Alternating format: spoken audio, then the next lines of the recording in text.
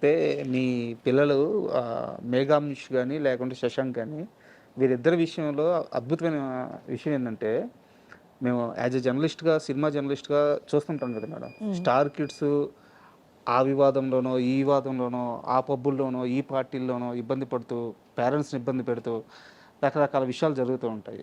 శ్రీహరి గారు ఉన్నప్పుడు ఆయన చనిపోయి ఇప్పటికొక 13 సంవత్సరాలు అవుతుంది. 14 ఇయర్స్ అవుతుంది. 14 ఇయర్స్ అవుతుంది. ఏ రోజు కూడా శ్రీహరి గారి పిల్లలు ఇలా అని ఒక్క చెడు వార్త, ఒక్క చెడు మాట, ఒక్క వార్త కూడా ఎక్కడా రాలేదు. అది ఆయన పెంపకమో, ఆయన బ్లెస్సింగ్సో, లేకుంటే మీ బ్లెస్సింగ్సో తెలీదు గానీ నేను ఒక్కటి పిల్లలకి చెప్తుంటాను. ఆహ్, మీరు ఏదైనా చేయండి. ఇప్పుడు నేను చెప్పాను లవ్ విషయంలో వచ్చి బావ అగేన్స్ట్. హ్మ్. వాళ్ళకొచ్చి వాళ్ళ క్యాస్ట్‌లోనే పెళ్లి చేసి పెట్టాలని ఒక కోరిక ఉండింది. హ్మ్. మాది లవ్ మ్యారేజ్ కాబట్టి అది జరగలేదు. కానీ మేమిద్దరు సేమ్ క్యాస్ట్. పెళ్లి అయి పెద్ద బాబు పుట్టేదాకా తెలీదు. ఆయన నాకు అడగలేదు ఏం క్యాస్ట్ అని. హ్మ్.